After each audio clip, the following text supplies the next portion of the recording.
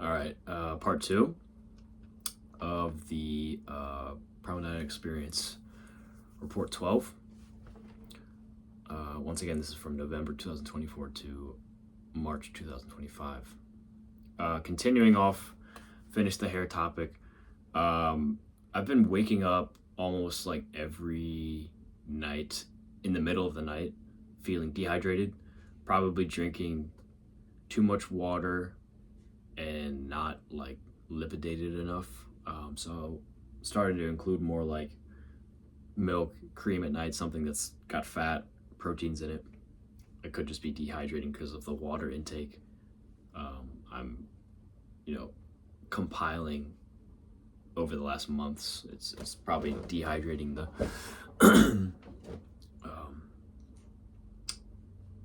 body over time. So maybe I'll chill on the water, kind of switch it up. But next, I sleep on average about 9 hours most days without an alarm. So take that information as you will. I would like it to be better, like 7 hours, so I can be more productive in the days. But I let my body do what it wants to do. If it needs to sleep those extra hours to heal, why not? So yeah, I'm trying other things.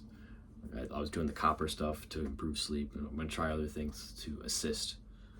But nothing's immediate with the effects. Oh yeah, so back to the hair. I've noticed for a while now, since I've like fully been able to kind of grow hair in each of the follicles on my like beard area. Now that I have that baseline follicle growth, I've noticed now I have like patches in my facial hair, and I'm gonna like get close so you can see this. So I have like one patch right here. I've had this for a while, and I'm really curious if this is like genetics or just like poor follicle development as a kid, and it's just like all these follicles are just dead, and they couldn't get blood flow. So I got one there, and then this one's really hard to see, but it's right under the chin. See right here.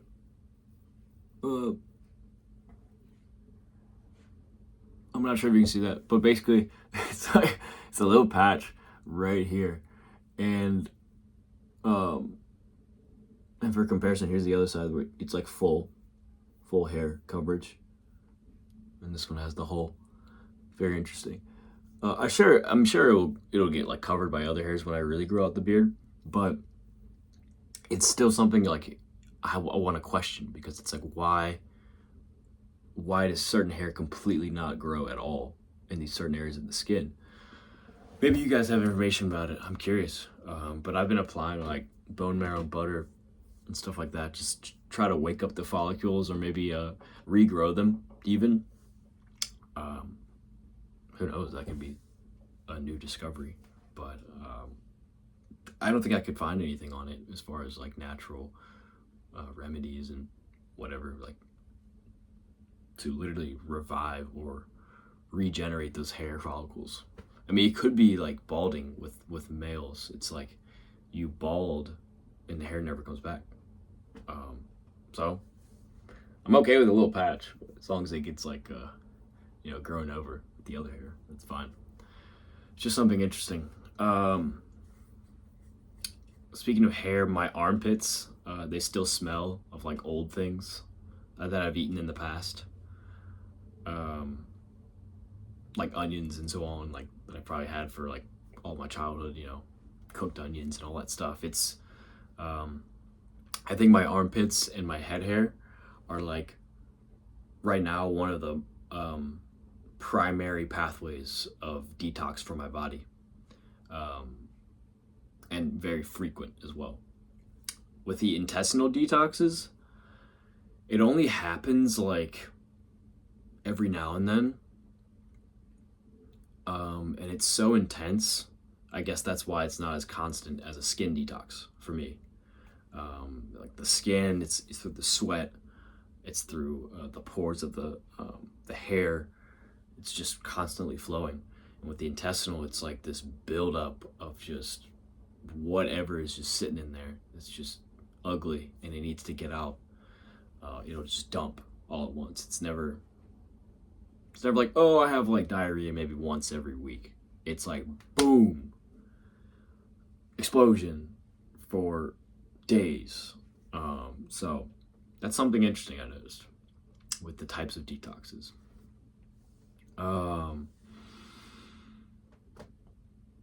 Next, I still get weird upper left area chest pains every now and then.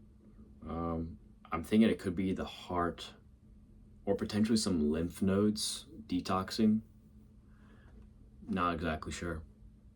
So if anyone has any thoughts on that, it's just it's like a nagging pain every now and then, but it's nothing like to be scared about. Usually I get it when I'm like in a high stress situation, the pain comes through or something, but sometimes it's random. When I wake up, it's there. Who knows? Oh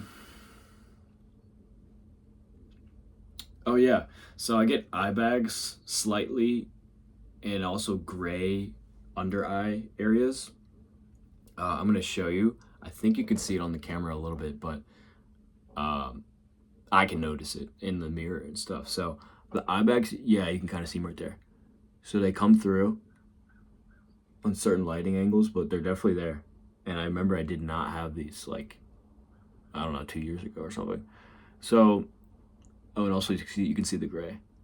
So I think it's a stress sign on the liver, and that's what I've read from a lot of other places as well. It's usually eye bags are kind of linked to the liver signaling something.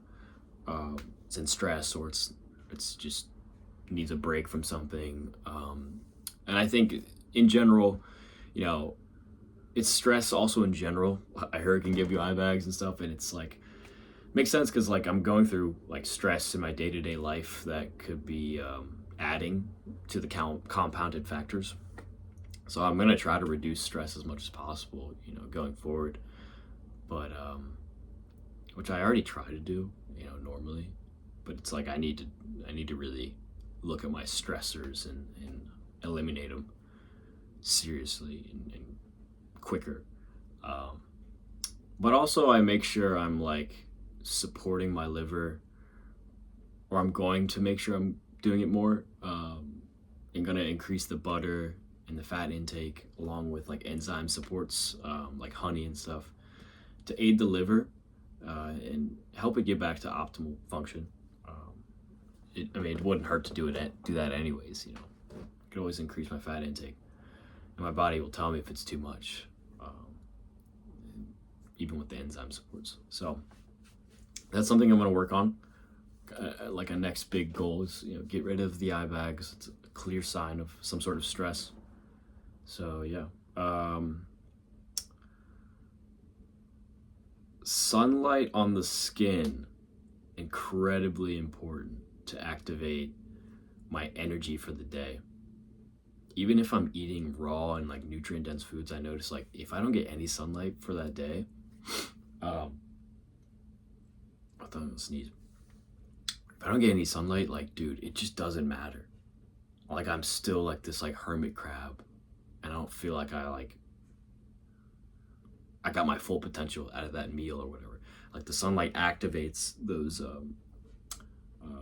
chemical reactions and those hormones alongside the you know the precursors from the food that you're eating and stuff that need to be activated. So it's kind of like it's hand in hand. Like you gotta get sunlight, dude. At least that's for me. I have to. Here we go. So yeah, coming down, we have the eye topic with the irises. My eyes haven't changed much, like pretty much since the beginning of this 3-year kind of lifestyle. And the only thing that's changed maybe is the shade of the color in my eye. It's a little bit brighter, but it's still that like baseline green and orange color. You can go on my profile on my Instagram, and I actually posted finally some like iris pictures. You can see what I mean. Like the shapes and the tears in the eye, they're still the same. There's really no difference in the shapes, but it's the actual shade of the color. I think it's a little bit brighter. It went from that darker green to the, I don't know, maybe like teal, slightly brighter green, and the orange ring is still there. So, it's definitely some sort of stomach intestinal stuff I'm still working on getting out, which is fun. And makes sense because I just went through that huge intestinal detox. So,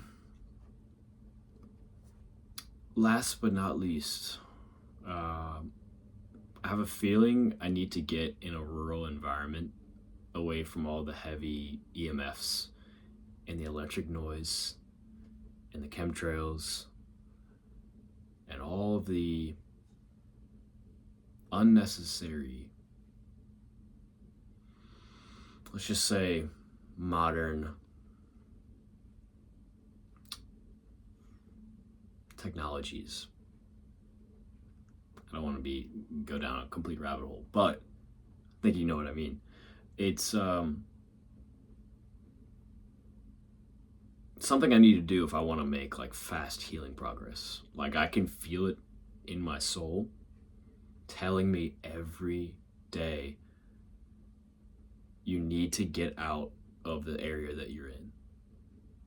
And that's powerful. And that's something I've really appreciated doing this lifestyle, is I'm way more in tune with my body and what it's telling me and what it requests to feel the best. And my intuition, it's so strong. Like I need to get out, literally get outside first more. Get away from the desk job, get away from all of that. Get out to where you can reconnect, harmonize with the grounding energies, the ion energies, and feel at a homeostasis, a baseline. Instead of being bombarded in random times of the day with EMF and, just being able to at least, obviously we can't cut it out of our lives entirely. Like it's kind of hard to just do that cold turkey, but, making progress as far as getting in a natural environment where you can ground almost all parts of the day, working with the land physically with your hands, where you're grounding once again, and then clean air. Like clean air is one of the most simple things in the world, and it's a whole other rabbit hole once again, but it's just, these are simple things that we have to get back to, I think, if we want to make real recovery progress from all the damage we've done to our bodies. It's obviously we can make progress in this sheltered life we live through the foods and things, but it's just, it doesn't feel like I'm reaching my not max, but my greater potential until I get into these natural environments that I want to live in, where I'm working with the earth instead of working with man-made electronic objects every day that have no life force to them. Literally. It's just noise.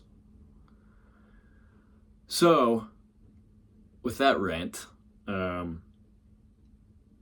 I'll be in that kind of environment in the next few months. I'm hoping. That'd be awesome. I'm going to plan to.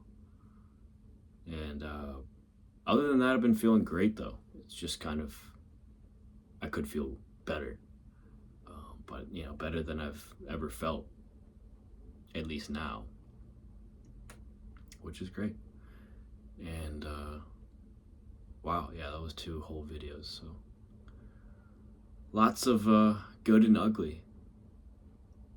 And, yeah, see you on the next one. All right.